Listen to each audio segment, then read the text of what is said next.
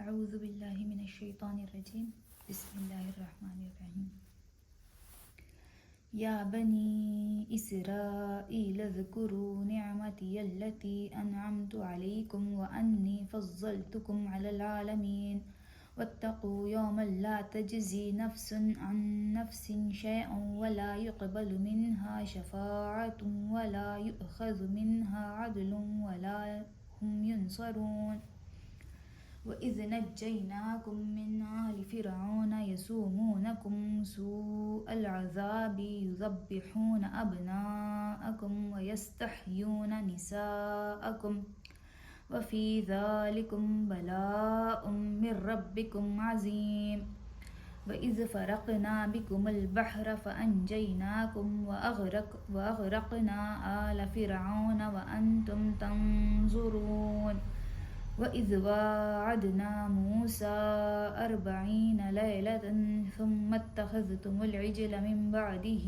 وَأَنْتُمْ ظَالِمُونَ ثُمَّ عَفَوْنَا عَنْكُم مِّن بَعْدِ ذَلِكَ لَعَلَّكُمْ تَشْكُرُونَ وَإِذْ آتَيْنَا مُوسَى الْكِتَابَ وَالْفُرْقَانَ لَعَلَّكُمْ تَهْتَدُونَ وَإِذْ قَالَ مُوسَىٰ لِقَوْمِهِ يَا قَوْمِ إِنَّكُمْ ظَلَمْتُمْ أَنفُسَكُمْ بِاتِّخَاذِكُمُ الْعِجْلَ فَتُوبُوا إِلَىٰ بَارِئِكُمْ فَاقْتُلُوا أَنفُسَكُمْ ذَلِكُمْ خَيْرٌ لَكُمْ عِندَ بَارِئِكُمْ فَتَابَ عَلَيْكُمْ إِنَّهُ هُوَ التَّوَّابُ الرَّحِيمُ۔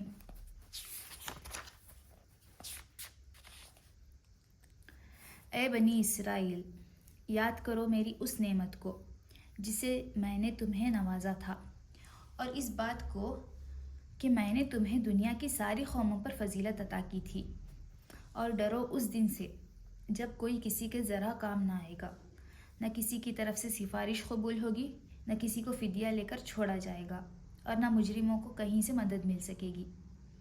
یاد کرو وہ وقت جب ہم نے تم کو فرعونیوں کی غلامی سے نجات بخشی، انہوں نے تمہیں سخت عذاب میں مبتلا کر رکھا تھا، تمہارے لڑکوں کو ذبح کرتے تھے اور تمہاری لڑکیوں کو زندہ رہنے دیتے تھے، اور اس حالت میں تمہارے رب کی طرف سے تمہاری بڑی آزمائش تھی۔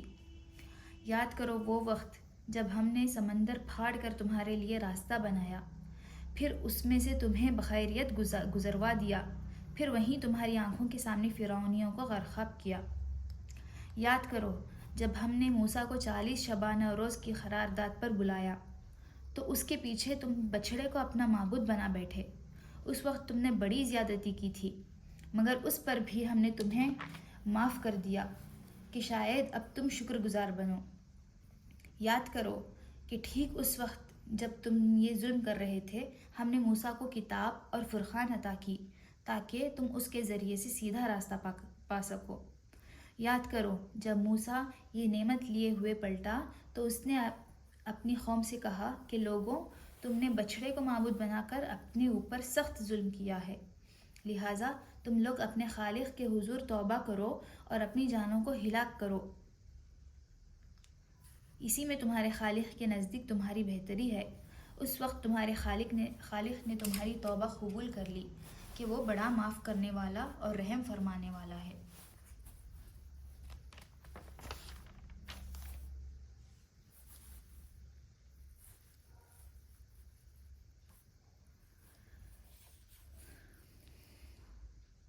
اے بنی اسرائیل، یاد کرو میری اس نعمت کو جس سے میں نے تمہیں نوازا تھا، اور اس بات کو کہ میں نے تمہیں دنیا کی ساری قوموں پر فضیلت عطا کی تھی۔ یہ اس دور کی طرف اشارہ ہے جب کہ تمام دنیا کی قوموں میں ایک بنی اسرائیل کی قوم ہی ایسی تھی جس کے پاس اللہ کا دیا ہوا علم حق تھا، اور جسے اقوام عالم کا امام و رہنما بنا دیا گیا تھا تاکہ وہ بندگی رب کے راستے پر سب قوموں کو بلائے اور چلائے۔ اور ڈرو اس دن سے جب کوئی کسی کے ذرا کام نہ آئے گا، نہ کسی کی طرف سے سفارش قبول ہوگی، نہ کسی کو فدیہ لے کر چھوڑا جائے گا، اور نہ مجرموں کو کہیں سے مدد مل سکے گی۔ بنی اسرائیل کے بگاڑ کی ایک بہت بڑی وجہ یہ تھی کہ آخرت کے متعلق ان کے عقیدے میں خرابی آ گئی تھی۔ وہ اس قسم کے خیالات خام میں مبتلا ہو گئے تھے کہ ہم جلیل القدر انبیاء کی اولاد ہیں، بڑے بڑے اولیاء، صلحاء اور زہاد سے نسبت رکھتے ہیں، ہماری بخشش تو انہی بزرگوں کے صدقے میں ہو جائے گی۔ ان کا دامن گرفتہ ہو کر بھلا کوئی سزا کیسے پا سکتا ہے؟ انہی جھوٹے بھروسوں نے ان کو دین سے غافل اور گناہوں کے چکر میں مبتلا کر دیا تھا۔ اس لیے نعمت یاد دلانے کے ساتھ فوراً ہی ان کی ان غلط فہمیوں کو دور کیا گیا ہے۔ یاد کرو وہ وقت۔ یہاں سے بعد کے کئی رکوعوں تک مسلسل جن واقعات کی طرف اشارے کیے گئے ہیں وہ سب بنی اسرائیل کی تاریخ کے مشہور ترین واقعات ہیں جنہیں اس قوم کا بچہ بچہ جانتا تھا۔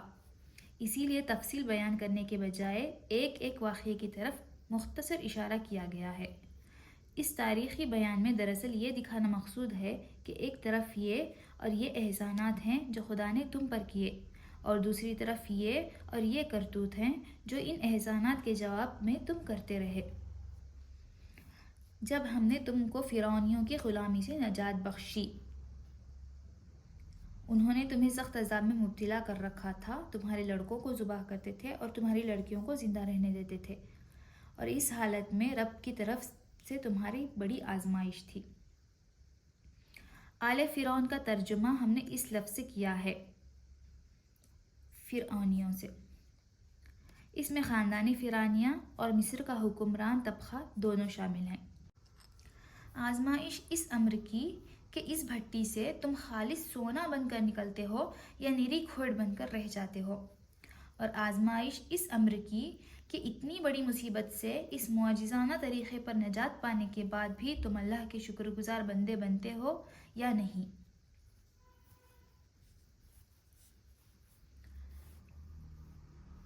یاد کرو جب ہم نے موسیٰ کو 40 شبانہ روز کی قرارداد پر بلایا۔ مصر سے نجات پانے کے بعد جب بنی اسرائیل جزیرہ نمائے سینیا میں پہنچ گئے تو حضرت موسیٰ علیہ السلام کو اللہ تعالیٰ نے 40 شب و روز کے لیے کوہ طور پر طلب فرمایا تاکہ وہاں اس قوم کے لیے جو اب آزاد ہو چکی تھی قوانین شریعت اور عملی زندگی کی ہدایت عطا کی جائیں۔ تو اس کے پیچھے تم نے بچڑے کو اپنا معبود بنا بیٹھے۔ گائے اور بیل کی پرستش کا مرض بنی اسرائیل کے ہمسایہ اقوام میں ہر طرف پھیلا ہوا تھا۔ مصر اور کنعان میں اس کا عام رواج تھا۔ حضرت یوسف علیہ السلام کے بعد بنی اسرائیل جب انحطاط میں مبتلا ہوئے اور رفتہ رفتہ خطیوں کے غلام بن گئے تو انہوں نے من جملہ اور امراض کے ایک یہ مرض بھی اپنے حکمرانوں سے لے لیا تھا۔ یاد کرو کہ ٹھیک اس وقت جب تم یہ ظلم کر رہے تھے ہم نے موسیٰ کو کتاب اور فرقان عطا کی تاکہ تم اس کے ذریعے سے سیدھا راستہ پا سکو۔ فرقان وہ چیز ہے جس کے ذریعے سے حق اور باطل کا فرق نمایاں ہو۔ اردو میں اس کے مفہوم سے قریب تر لفظ کسوٹی ہے۔ یہاں فرقان سے مراد دین کا وہ علم اور فہم ہے جس سے آدمی حق اور باطل میں تمیز کرتا ہے۔ یاد کرو جب موسیٰ یہ نعمت لیے ہوئے پلٹا تو اس نے اپنی قوم سے کہا کہ لوگوں، تم نے بچھڑے کو معبود بنا کر اپنے اوپر سخت ظلم کیا ہے، لہٰذا تم لوگ اپنے خالق کے حضور توبہ کرو اور اپنی جانوں کو ہلاک کرو، یعنی اپنے ان آدمیوں کو قتل کرو جنہوں نے گوسالے کو معبود بنایا اور اس کی پرستش کی۔ صدق اللہ العلی العظیم۔